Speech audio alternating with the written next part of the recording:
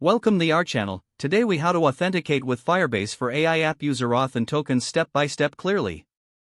First, create a Firebase project in the Firebase console. Go to the Firebase website and sign in with your Google account. Click on Add Project to start a new project. Choose a name for your project and click Continue. Disable Google Analytics if you do not need it, then click Create Project. In the dashboard, find the Build section on the left sidebar. Click on Authentication to open the authentication settings. On the authentication page, click Get Started to begin the setup process. Next, go to the Sign In Method tab. Choose the authentication method you wish to enable, such as email/password or Google. Enable the desired method by toggling the switch to on. Save your changes at the bottom of the page. Next, install the Firebase SDK in your app.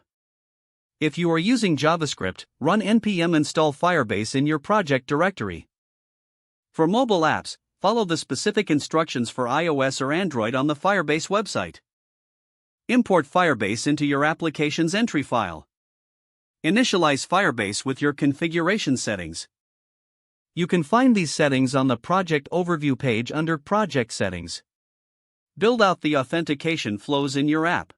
Create a function for user sign-up. In this function, collect user credentials and call the appropriate Firebase method. For email sign-up, use firebase.auth.create user with email and password, email, password. Confirm the user's email address by sending a verification email. Next, create a login function for user sign-in. Use firebase.auth.sign-in with email and password, email, password, to authenticate the user. Implement error handling to manage any authentication errors. Once authenticated, retrieve the user's ID token using user.getIDToken. Store the token securely for further API calls. If you are using a social network for authentication, include the necessary SDKs. Make sure to set up OAuth with the chosen provider. Use the provider's method to initiate authentication. Don't forget to like this video and subscribe to our channel for more step-by-step tech guides.